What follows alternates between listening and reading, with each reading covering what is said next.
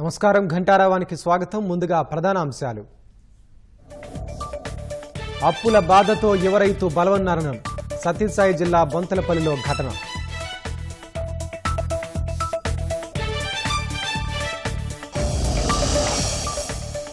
ఈ నెల 19 నుంచి శ్రీశైలంలో శివరాత్రి బ్రహ్మోత్సవాలు. భక్తుల కోసం పటిష్ట భద్రతా ఏర్పాట్లు చేశామన్న కలెక్టర్. నిర్మాత నటిగా కృష్ణవేణి సేవలు ఎనలేనివి. సంతాపం తెలిపిన చంద్రబాబు, లోకేష్, బాలకృష్ణ.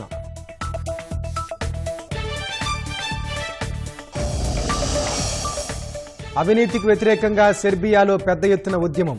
రూప్ కూలీ మృతి చెందిన వారికి విద్యార్థుల నివాళులు.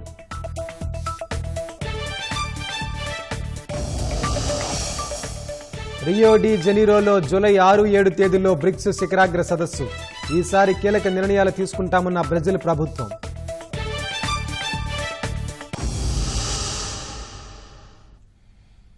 శ్రీ సత్యసాయి జిల్లా తనకల్లు మండలం బొంతలపల్లిలో అప్పుల బాధలు తాళలేక ఓ యువ రైతు బలవన్నారానికి పాల్పడ్డారు. బొంతలపల్లి పంచాయతీ పూలకుంటపల్లికి చెందిన చంద్రశేఖర్ ఉద్యాన పంటల సాగు కోసం 7 లక్షలకు పైగా అప్పు చేశారు. పంట సాగు కోసం వాయిదాల పద్ధతిలో ట్రాక్టర్ కొనుగోలు చేశారు. పంటలు చేతికందక అప్పులు తీర్చే మార్గం లేకపోవడంతో ఇంట్లో ఎవరూ లేని సమయంలో చంద్రశేఖర్ ఉరివేసుకుని ఆత్మహత్య చేసుకున్నాడు. మృతుడికి భార్య, 2 పిల్లలు ఉన్నారు.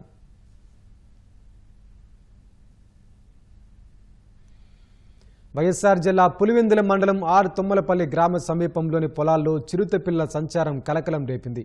ఈ ఉదయం నూగు పొలంలో చిరుతపిల్ల కనిపించిందని కేకలు వేయడంతో పారిపోయినట్లు రైతు తుమ్మల గంగిరెడ్డి చెప్పారు. చిరుతపిల్ల కనిపించడంతో గ్రామస్తులు ఆందోళనకు గురవుతున్నారు. ఇప్పుడు 7 గంటలప్పుడు అవతల ఏదో పొలంలో నుంచి నేను నీళ్లు కట్టుకుంటానంటే తోటకు వచ్చి నీళ్ళ నుంచి దింకిపోయింది. చిన్న పిల్ల, మళ్ళీ పెద్దది కూడా కాదు. ఒకటే వచ్చినది, ఒకటే పిల్ల, ఒకటే కేకలేసరికి అది దాటుకొని ఇచ్చే తోటకే వచ్చింది. మా దమ్మనట్టు నూగుంది. ఆ నూగులో ఏడున్నదని నేను చూడాలా. వచ్చిన వాళ్ళు 2-3 వచ్చినారు కాబట్టి వచ్చినా కానీ వాళ్ళు కూడా చూడలేకపోయినారు. కారణాల తెలుగు సినిమా చరిత్రలో ఆమెది ప్రత్యేక స్థానం. బాలనటిగా అడుగుపెట్టిన ఆమె ఓ మహానటుడిని తెలుగు తెరకు పరిచయం చేసే అదృష్టాన్ని పొందింది. ఆమె శ్రీ కృష్ణవేణి.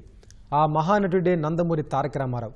నాటి స్వాతంత్ర్య స్ఫూర్తిని కళ్లకు కట్టేలా మనదేశం సినిమాను నిర్మించిన కృష్ణవేణి ఫిలిం నగర్లోని నివాసంలో ఈ ఉదయం తుది శ్వాస విడిచారు. పలువురు సినీ, రాజకీయ ప్రముఖులు ఆమె మృతి పట్ల సంతాపం ప్రకటించారు. తెలుగు, తమిళ, కన్నడలో కథానాయికగా 15కు పైగా చిత్రాల్లో కృష్ణవేణి నటించారు. కీలుగురం, బాలమిత్రుల కథా చిత్రాలకు గాయనిగా పనిచేశారు. రఘుపతి వెంకయ్య నాయుడు, ఎన్టీఆర్ అభినయ పురస్కారాలు అందుకున్నారు. సినిమా నిర్మాణ రంగంలోకి అడుగు పెట్టాలనుకునే వాళ్లకు కృష్ణవేణి చేతుల మీదుగా డబ్బులు తీసుకుంటే బాగా కలిసొస్తుందని నమ్మేవారు. ఆ నమ్మకంతో చాలామంది హైదరాబాద్ ఫిలిం నగర్లోని కృష్ణవేణి నివాసానికి వచ్చి ఆమెను ప్రత్యేకంగా కలిసి వెళ్తుండేవారు.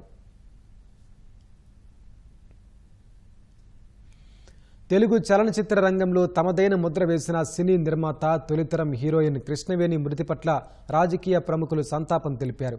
స్టూడియో అధినేతగా వివిధ చిత్రాలకు నిర్మాతగా వ్యవహరించి రఘుపతి వెంకయ్య అవార్డు పొందిన కృష్ణవేణి తెలుగు సినీ కీర్తిని చాటారని సీఎం చంద్రబాబు గుర్తు చేసుకున్నారు. కృష్ణవేణి ఆత్మకు శాంతి చేకూరాలని ప్రార్థించారు. శోభనాచల స్టూడియో అధినేతగా వివిధ చిత్రాలకు నిర్మాతగా, నటిగా ఆమె ఎనలేని సేవలు అందించారని మంత్రి నారా లోకేష్ కొనియాడారు. కృష్ణవేణి తెలుగు సినీ పరిశ్రమకు వన్నె తెచ్చారని, ఆమె ఆత్మకు శాంతి చేకూరాలని భగవంతుని ప్రార్థిస్తున్నట్లు ఎక్స్లో ట్వీట్ చేశారు. ఎన్టీఆర్ నట జీవితానికి తొలి అవకాశం ఇచ్చిన కృష్ణవేణి శివైక్యం చెందడం బాధాకరమని సినీ నటుడు బాలకృష్ణ సంతాపం వ్యక్తం చేశారు. మన దేశం లాంటి గొప్ప చిత్రాలు నిర్మించి సమాజంలో ఉన్నత విలువలను పెంచడానికి కృషి చేశారని గుర్తు చేసుకున్నారు. కృష్ణవేణి మృతి వ్యక్తిగతంగా తమకు తీరని లోటని బాలకృష్ణ అన్నారు. అనంతపురం జిల్లా కళ్యాణదుర్గంలో బంగారు దుకాణాల వ్యాపారులకు నకిలీ ఎస్ఐ ఫోన్ చేసి బెదిరింపులకు పాల్పడ్డారు. దొంగ బంగారం కొన్నారని, విచారణకు పోలీస్ స్టేషన్కు రావాలని వ్యాపారస్తులకు ఫోన్లు చేశాడు.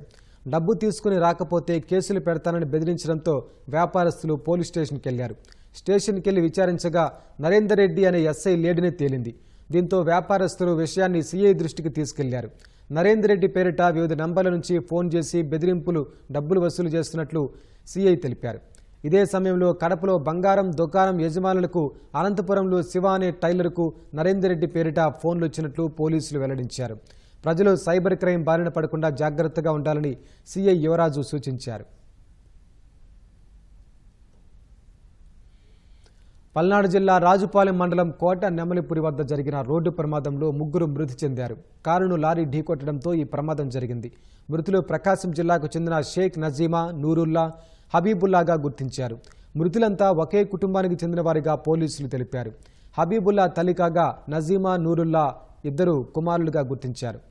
హైదరాబాద్ నుంచి కారులో స్వగ్రామం వెళ్తుండగా ప్రమాదం జరిగింది.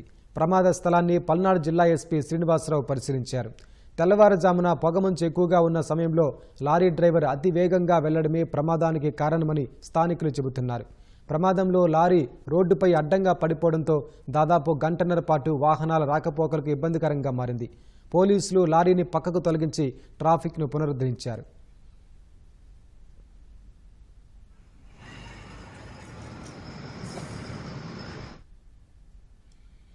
రైళ్ల ఆలస్యం కారణంగా ప్లాట్ఫామ్పై రద్దీ పెరిగి న్యూఢిల్లీ రైల్వే స్టేషన్లో తొక్కిసలాట జరిగిందని ప్రాథమిక దర్యాప్తులో తేలింది.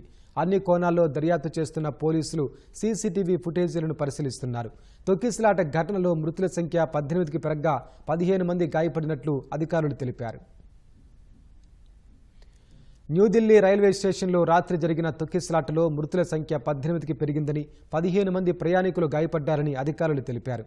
లోక్ నాయక్ జయప్రకాష్ ఆసుపత్రికి 15 మృతదేహాలను తీసుకెళ్లినట్లు ఢిల్లీ ఆపద్ధర్మ ముఖ్యమంత్రి ఆతిశీ తెలిపారు.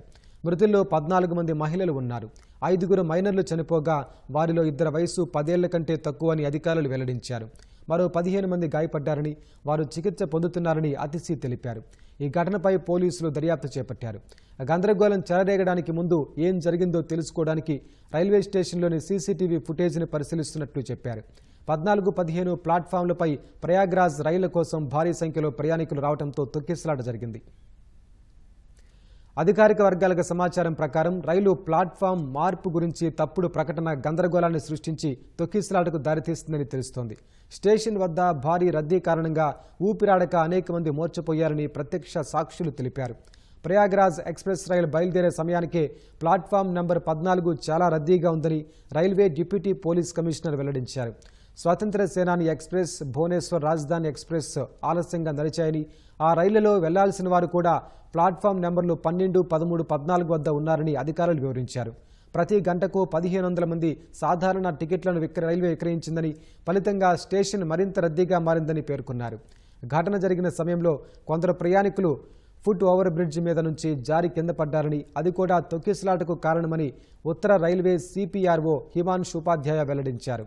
శనివారం రాత్రి 9:55కు ఆ ప్రాంతంలో తొక్కిసలాట జరగడంతో అధికారులు వెంటనే స్పందించి సహాయక చర్యలు చేపట్టారు. ఘటనా స్థలానికి సహాయక బృందాలు 4 అగ్నిమాపక యంత్రాలను పంపినట్లు Delhi fire services chief Atul Garg తెలిపారు. మృతదేహాలను తరలించిన ఎల్ఎన్జేపీ ఆసుపత్రి వెలుపల భారీగా పోలీసులను మోహరించారు. తొక్కిసలాటలో మరణించిన వారి కుటుంబాలకు ఒక్కొక్కరికి 10 లక్షల రూపాయల చొప్పున పరిహారాన్ని రైల్వే శాఖ ప్రకటించింది. తీవ్రంగా గాయపడిన వారికి 2.5 లక్షలు, స్వల్పంగా గాయపడిన వారికి ₹1,00,000 ఇస్తామని తెలిపింది. గాయపడిన వారిని ఢిల్లీ లెఫ్టినెంట్ గవర్నర్ వికే సక్సేనా, ఆపద్ధర్మ ముఖ్యమంత్రి ఆతిశీ ఆసుపత్రికి వెళ్లి పరామర్శించారు. అందరికీ అండగా ఉంటామని భరోసా ఇచ్చారు. అంతకుముందు సామాజిక మాధ్యమం ఎక్స్లో ఈ ఘటనపై విచారం వ్యక్తం చేసిన ఢిల్లీ ఎల్జీ గందరగోళం, తొక్కిసలాట వల్ల ప్రాణనష్టంతో పాటు ప్రయాణికులకు గాయాలైనట్లు పేర్కొన్నారు. 15 నిమిషాల తర్వాత మరణాలు, గాయాలు అనే పదాలను తొలగించారు. న్యూఢిల్లీ రైల్వే స్టేషన్లో జరిగిన తొక్కిసలాట ఘటనపై రాష్ట్రపతి ద్రౌపది ముర్ము సంతాపం తెలిపారు. గాయపడిన వారు త్వరగా కోలుకోవాలని ప్రార్థిస్తున్నట్లు ఆమె ఎక్స్లో పోస్టు చేశారు. ఉపరాష్ట్రపతి జగదీప్ ధన్కడ్, ప్రధాని నరేంద్ర మోదీ, కేంద్ర మంత్రులు, వివిధ రాష్ట్రాల ముఖ్యమంత్రులు, మంత్రులు ఈ ఘటనపై తీవ్ర విచారం వ్యక్తం చేశారు.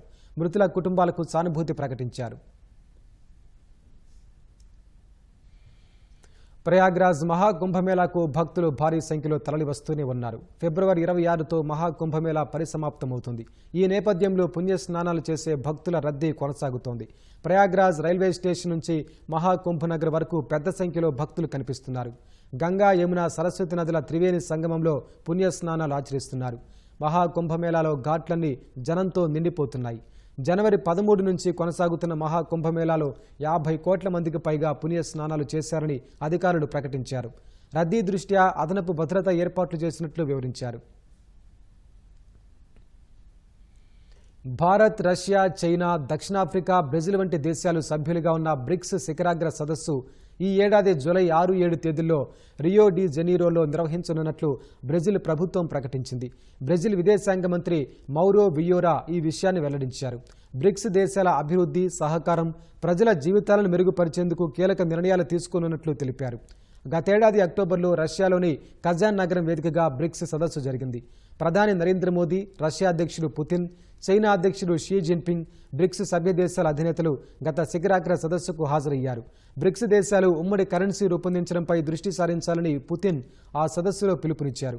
ప్రస్తుతం కూటమిలోని దేశాలు డిజిటల్ కరెన్సీ వాడుకునేందుకు భారత్తో కలిసి రష్యా పనిచేస్తుందని చెప్పారు. బ్రిక్స్ ఉమ్మడి కరెన్సీ ప్రతిపాదనను అమెరికా అధ్యక్షుడు డొనాల్డ్ ట్రంప్ తీవ్రంగా పరిగణించారు. డాలర్కు ప్రత్యామ్నాయంగా మరో కరెన్సీని వాడకంలోకి తెస్తే ఆయా దేశాలపై 100% సుంకాలు విధిస్తామని హెచ్చరించారు. సెర్బియాలోని క్రాగు జవాక్ నగరంలో విద్యార్థుల నిరసన ర్యాలీ కొనసాగుతూనే ఉంది. నోవిసడ్ నగరంలోని రైల్వే స్టేషన్లో కాంక్రీట్ రూఫ్ కూలి 15 మంది ప్రాణాలు కోల్పోవడంతో విద్యార్థులు వారికి నివాళులర్పించారు. 15 నిమిషాల పాటు తమ సెల్ ఫోన్ లైట్లను వెలిగించి నివాళులర్పించారు. ప్రభుత్వంలో అవినీతి కారణంగానే భవన నిర్మాణాల్లో నాణ్యత లేదని వారు ఆరోపించారు. అందువల్లే 15 మంది ప్రాణాలు కోల్పోయారని దుయ్యబట్టారు. అవినీతికి వ్యతిరేకంగా సెర్బియా వ్యాప్తంగా పెద్ద ఎత్తున ఉద్యమం జరుగుతోంది. రాజకీయాల్లో మార్పు కోసం ఉద్యమకారులు నినదిస్తున్నారు. పారిశ్రామిక నగరమైన క్రాగు జేవాక్లో జరిగిన ర్యాలీలో 10,000 మందికి పైగా పాల్గొన్నారు. రైల్వే స్టేషన్లో రూఫ్ కూలిన ఘటనలో బాధితులకు న్యాయం చేయాలని, అవినీతిని నిర్మూలించాలని, చట్టబద్ధమైన పాలనను గౌరవించాలని డిమాండ్ చేస్తూ ర్యాలీ జరిగింది. మరోవైపు అధ్యక్షుడు అలెగ్జాండర్ వుసిక్కు అనుకూలంగా ఆయన మద్దతుదారులు శనివారం మరో ర్యాలీ నిర్వహించారు. భారీ సంఖ్యలో అభిమానులు అధ్యక్షుడికి అనుకూలంగా నినాదాలు చేశారు. ప్రజాస్వామ్య స్వేచ్ఛను అణచివేసి ఎన్నికల్లో రిగ్గింగ్కు పాల్పడినట్లు అలెగ్జాండర్పై ఆరోపణలు వచ్చాయి. ప్రభుత్వ అవినీతిని వ్యతిరేకిస్తూ విశ్వవిద్యాలయ విద్యార్థులు నిరసన తెలుపుతుండగా వారికి ప్రజలు మద్దతిస్తున్నారు.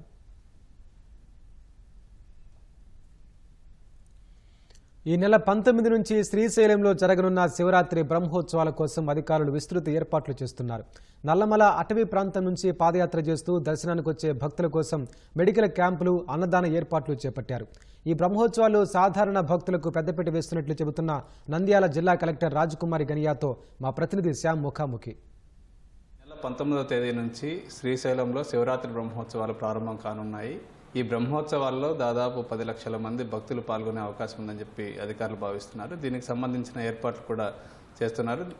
ఎలాంటి ఏర్పాట్లు చేస్తున్నారు అనే విషయాలు మనతో మాట్లాడడానికి నంద్యాల కలెక్టర్ రాజకుమారి గనియా గారు ఉన్నారు. నమస్తే మేడం. శ్రీశైలం బ్రహ్మోత్సవాలు 19 నుంచి స్టార్ట్ అవుతున్నాయి. ఎట్లాంటి అరేంజ్మెంట్స్ చేస్తున్నారు? శ్రీశైలం మహాక్షేత్ర బ్రహ్మోత్సవాలు మనకి 19 ఫిబ్రవరి నుంచి మార్చి 1వ తారీఖు వరకు జరుగుతాయి. సుమారుగా 10 లక్షల మంది మనకి బ్రహ్మోత్సవాలకు వచ్చే అవకాశం ఉంది. ఏ చిన్న ఇబ్బంది పడకుండా వాళ్ళు శ్రీశైలం మహాక్షేత్రానికి చేరుకుని వాళ్ళ వెహికల్ని ప్రాపర్గా పార్కింగ్ చేసుకుని మన టెంపుల్కి ఉన్న రూమ్స్లో కావచ్చు, లేదు అంటే అక్కడ ఉన్న చౌల్ట్రీస్లో కావచ్చు, accommodation, proper drinking water, toilet facility, పరిసర ప్రాంతాలన్నీ కూడా శానిటేషన్ ప్రాపర్గా ఉండేటట్టు మన జిల్లా యంత్రాంగం నుంచి అలాగే దేవస్థానం అధికారుల ద్వారా కూడా మనం ఎన్ష్యూర్ చేస్తూ ఉన్నాం. అక్కడి నుంచి ముఖ్యంగా స్వామివారి అమ్మవార్ల దర్శనం వాళ్ళకి చక్కగా జరగాలి. సంతృప్తితో మళ్ళీ మన శ్రీశైల క్షేత్రం నుంచి తిరిగి వాళ్ళ ఇళ్ళకి జాగ్రత్తగా చేరుకునేంత వరకు కూడా కంప్లీట్గా మానిటర్ చేయడానికి జిల్లా యంత్రాంగం అంతా కూడా సిద్ధంగా ఉన్నాం. ప్రధానంగా శివరాత్రి అంటే శ్రీశైలం అంటే కాలినడకన ఎక్కువ మంది భక్తులు వస్తారు. అది కూడా నల్లమల ఫారెస్ట్లో నడుచుకుంటూ వెళ్తారు. వీరి మీద ప్రత్యేక దృష్టి పెట్టారు. చాలా క్యాంపులు కూడా పెడుతున్నారు. వీళ్ళ కోసం ఎట్లాంటి అరేంజ్మెంట్స్?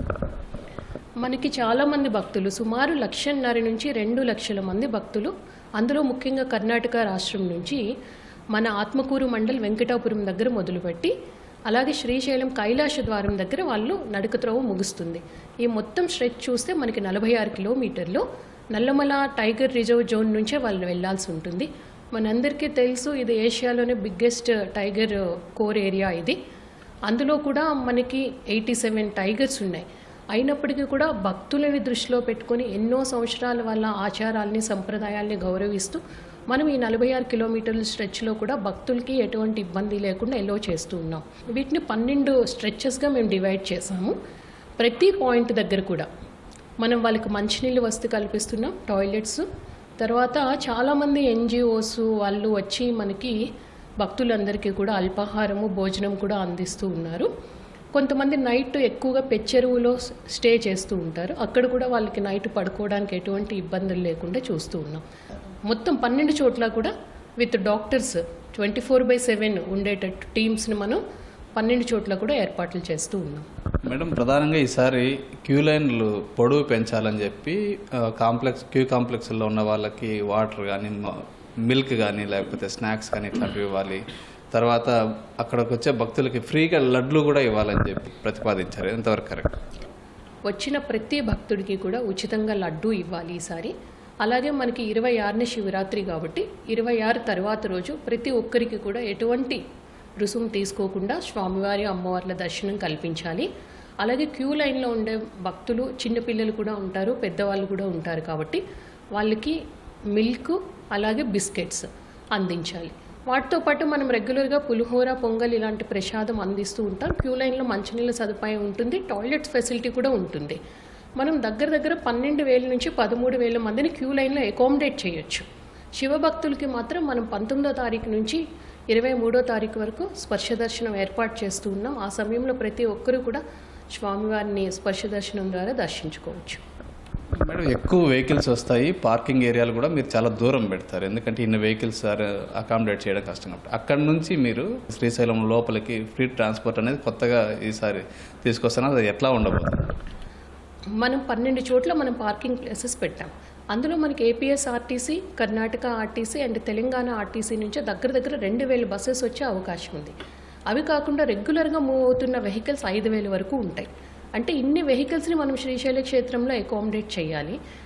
మనం ఎక్కడెక్కడ పార్కింగ్ ప్లేసెస్ ఉంటే అక్కడి నుంచి మనము చిన్న మినీ బస్సెస్ ద్వారా వాళ్ళందరికీ కూడా షటిల్ బస్సెస్ పెట్టి వాళ్ళు ఎక్కడ స్టే చేస్తున్నారు అక్కడికి స్వామివారి దర్శనం చేసుకొని టెంపుల్ వరకు కూడా మనం ఈసారి ఫెసిలిటేట్ చేస్తూ ఉన్నాం. మేడం, ఈ టోల్ గేట్స్ ఉన్నాయి. శ్రీశైలంకి ఎవరు వచ్చినా కూడా టోల్ కట్టాలి. ఫస్ట్ మన ఆత్మకూరు దగ్గర కానీ లేకపోతే శ్రీశైలం ఎంట్రన్స్లో కానీ ఈ టోల్ కూడా తీసేసే ఆలోచన ఉన్నట్లుగా చెప్తున్నారు. మనకి శ్రీశైలంకి వచ్చినప్పుడు శిఖరం దగ్గర ఒకటి ఉంటుంది, అలాగే దోర్నాల దగ్గర కూడా ఉంటుంది. హైదరాబాద్ నుంచి వచ్చిన వాళ్ళకి కూడా ఒక టోల్ గేట్ ఉంటుంది. సో ఫారెస్ట్ వాళ్ళవి మనకి 3 టోల్ గేట్స్ ఉన్నాయి, టెంపుల్ వాళ్ళవి 2 టోల్ గేట్స్ ఉన్నాయి. టెంపుల్ అథారిటీస్ ఆల్రెడీ మినిస్టర్ గారి నోటీస్లో పెట్టి టోల్ వసూలు చేయకుండా వాళ్ళు డెసిషన్ ఆల్రెడీ ఇచ్చారు. ఫారెస్ట్ డిపార్ట్మెంట్ నుంచి మాత్రం ఈ 4 టోల్ గేట్స్ శివరాత్రి ముందు 2 రోజులు, శివరాత్రి తర్వాత 2 రోజులు, అంటే దగ్గర 4 నుంచి 5 రోజులు ఎటువంటి టోల్ వసూలు చేయకుండా అన్ని వెహికల్స్ మూవ్ అవ్వడానికి మేము చీఫ్ కన్జర్వేటర్ ఆఫ్ ఫారెస్ట్ వారికి ఇష్యూ ఎస్కలేట్ చేస్తూ ఉన్నాం. ఎందుకంటే అక్కడ టోల్ గురించి ఆపేరు అంటే ఖచ్చితంగా ట్రాఫిక్ జామ్ అయిపోతుంది. ఇన్ని వేల వెహికల్స్ని శ్రీశైల క్షేత్రంలో అకామిడేట్ చేయడం కష్టం అవుతుంది. ఫ్రీ మూవ్మెంట్ ఉంటేనే మనకి ఇష్యూ ఉండదు. మేడం, శివరాత్రి రోజు ఎర్లీ మార్నింగ్ పాతాళగంగలో ఎక్కువగా భక్తులు స్నానం చేస్తుంటారు. పాతాళగంగలో కూడా మీరు అరేంజ్మెంట్స్ చేస్తున్నారు. అక్కడ ఎట్లాంటి అరేంజ్మెంట్స్? పాతాళగంగ దగ్గరికి వచ్చినప్పటికీ జస్ట్ 3 feet వాటర్, అంటే ఏ భక్తులు కూడా చిన్న ఇబ్బంది పడకూడదు. గ్రిల్స్ పెట్టాము. ఆ బాతింగ్ ఘాట్ దగ్గరే వాళ్ళు స్నానం చేయాలి. లేడీస్కి డ్రెస్ చేంజింగ్ రూమ్స్ సెపరేట్గా మనం పెట్టడం జరిగింది.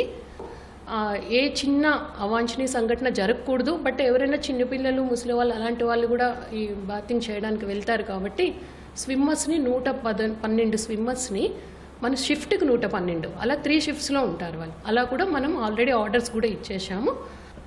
ధన్యవాదాలు మేడం. ఇది నంద్యాల కలెక్టర్ రాజకుమారి గనియా గారు చెప్తాను. కెమెరామెన్ శేషుతో షామీ టీవీ న్యూస్, నంద్యాల. కోనసీమ జిల్లాలో సాగునీరు అందక రైతులు విలవిల్లాడిపోతున్నారు. పోలవరం మండలంలోని కొమరగిరి, మంగాపాలెం, జీ మూలపొలం, తెల్లకుప్ప తదితర ప్రాంతాలకు సాగునీరందక పొలాలు బీటలు వారుతున్నాయంటూ అన్నదాతలు ఆందోళన వ్యక్తం చేస్తున్నారు. వేసవి ప్రారంభంలోనే పరిస్థితి ఎలా ఉంటే మున్ముందు ఇంకెలా ఉంటుందోనని ఆవేదన చెందుతున్నారు. కొన్ని ప్రాంతాల్లో పంట కాలువల్లో నీరు ఉన్నా వాటికి అనుసంధానంగా ఉన్న పిల్ల కాలువలకు మాత్రం నీరు అందడం లేదు. మండలంలో సుమారు 500 ఎకరాల విస్తీర్ణంలో పొలాలు నీటి ఎద్దడిని ఎదుర్కొంటున్నాయి. సాగునీటి సంఘాల నాయకులు, అధికారులు తక్షణం స్పందించి వంతుల వారీ విధానం ద్వారా అన్ని ప్రాంతాలకు సాగునీరు అందేలా చూడాలని రైతులు కోరుతున్నారు. బాపట్ల జిల్లా పరుచూరు మండలం వీరన్నపాలెం గ్రామంలో విదేశీ వలస పక్షులు సందడి చేస్తున్నాయి. వేల కిలోమీటర్లు ప్రయాణించిన సైబేరియన్ కొంగలు గుడ్లు పెట్టేందుకు గ్రామానికి వచ్చాయి.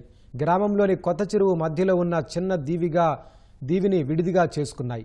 ప్రతి వేసవి ప్రారంభంలో ఈ పక్షులు వస్తున్నట్లు గ్రామస్తులు చెబుతున్నారు. 5-6 నెలలు ఉండి గుడ్లు పెట్టి పిల్లలను వృద్ధి చేసుకుని మళ్లీ స్వదేశానికి వెళ్తాయని తెలిపారు. పక్షుల రాకతో గ్రామస్తులు ఆనందం వ్యక్తం చేస్తున్నారు. గత 10-15 సంవత్సరాల నుంచి ఈ పక్షులు ఈ కొంగలు ఇక్కడికి వస్తూ ఉన్నాయి. సైబీరియా నుంచి వస్తాయని కొందరు అంటున్నారు. అయితే వాటి వలన మాకు ఎలాంటి ఇబ్బంది లేదు, కానీ చూసేదానికి బాగా ఆహ్లాదంగా ఉంటుంది. ఆ దిబ్బ అనేది ఒకప్పుడు మాకు మెయిన్ లైన్ కరెంట్ స్తంభం ఉండేది. స్తంభం కోసం ఆ మట్టి అట్టి పెట్టారు. ఆ మట్టి దిబ్బ మీద చెట్లు మలిచి దాని మీద ఆ చెట్ల మీద ఇవి గూళ్ళు ఏర్పరచుకొని గుడ్లు పెట్టి పిల్లలు చేయడానికి చేసుకొని ఆగస్టు ఆ ప్రాంతంలో మళ్ళీ తిరిగి వెళ్ళిపోతాయండి. వీటి వలన చూసే వాళ్ళకి చాలామంది వచ్చి ఆహ్లాదంగా చూసుకొని ఫోటోలు అవి తీసుకొని వెళ్ళిపోతూ ఉన్నారు. మా ఊర్లో కొత్త చెరువు ఉంది.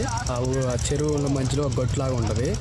ఆ గట్టులో అక్కడికి గత 15 సంవత్సరాల నుంచి పక్షులు వస్తాయి. అవి చాలా పెద్దగా, చాలా అందంగా ఉంటాయి, చాలా ఆహ్లాదకరంగా ఉంటాయి మేము చూడటానికి. అవి వచ్చిన కొన్ని నెలలు మా ఊరు ఒక టూరిస్ట్ ప్లేస్ లా ఉంటుంది. అవి ఎక్కడెక్కడ నుంచి అవి చాలా దూరం నుంచి వస్తాయి. అవి వచ్చి ఇక్కడ గుడ్లు పెట్టి ఆ పిల్లలను పొదిగిన తర్వాత అవి వాటిని తీసుకొని ఆగస్టు నెలలో మళ్ళీ ఇక్కడ నుంచి తిరిగి వెళ్తూ ఉండే. మేము స్కూల్లో కూడా మా సార్లు ఆర్డర్స్ పెట్టుకొని ఇక్కడ మాకు తీసుకొచ్చి చూపించేవాళ్ళు. ఛత్రపతి శివాజీ జయంతిని పురస్కరించుకుని కడపలో ఛత్రపతి మరాఠీ సంఘం ఆధ్వర్యంలో పెద్ద ఎత్తున శోభాయాత్ర నిర్వహించారు. కడప ఎమ్మెల్యే మాధవిరెడ్డి, జిల్లా తెలుగుదేశం పార్టీ అధ్యక్షులు శ్రీనివాసరెడ్డి ఈ శోభాయాత్రను ప్రారంభించారు. అంబా భవానీ గుడి వద్ద నుంచి నగరపుర వీధుల్లో శోభాయాత్ర కన్నుల పండుగగా సాగింది. మహిళలు, పెద్దలు, చిన్నారులు కాషాయం రంగు టోపీలు ధరించి శోభాయాత్రలో పాల్గొన్నారు. డీజేలు, డప్పులు, కోలాటాలతో అంగరంగ వైభవంగా కొనసాగింది. మహిళలు నృత్యాలతో శోభాయాత్రను మరింత అందంగా చేకూరింది. చిన్నారులు శివాజీ వేషధారణతో గుర్రాలపై వెళ్లడం అందరినీ ఆకట్టుకుంది. కార్యక్రమంలో ఎలాంటి అవాంఛనీయ ఘటనలు జరగకుండా పోలీసులు భారీ బందోబస్తు ఏర్పాటు చేశారు.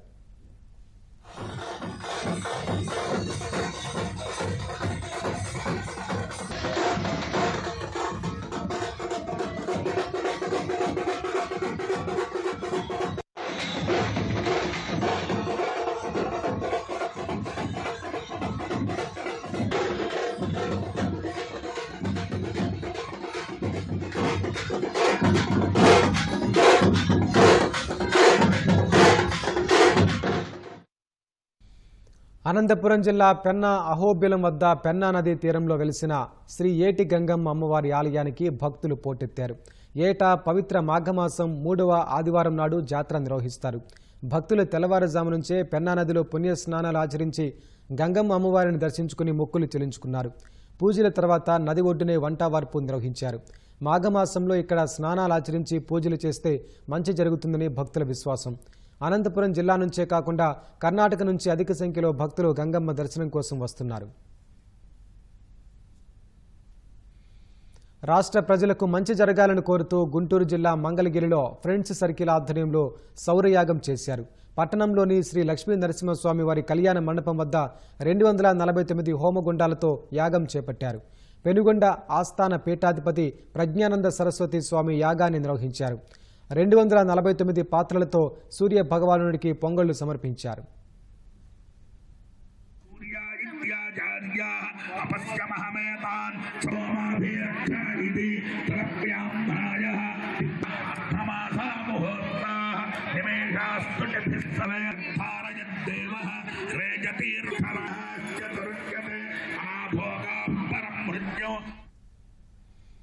సూపర్ స్టార్ రజనీకాంత్ కుమార్తె ఐశ్వర్య తిరుమల శ్రీవారిని దర్శించుకున్నారు. విఐపి ప్రారంభ విరామ దర్శన సమయంలో స్వామివారి సేవలో పాల్గొన్నారు. టీటీడీ అధికారులు ఆమెకు స్వాగతం పలికే దర్శన ఏర్పాట్లు చేశారు. అనంతరం గర్భాలయంలో స్వామివారిని దర్శించుకున్న ఐశ్వర్యకు రంగనాయకుల మండపంలో స్వామివారి తీర్థ ప్రసాదాలను అందజేశారు.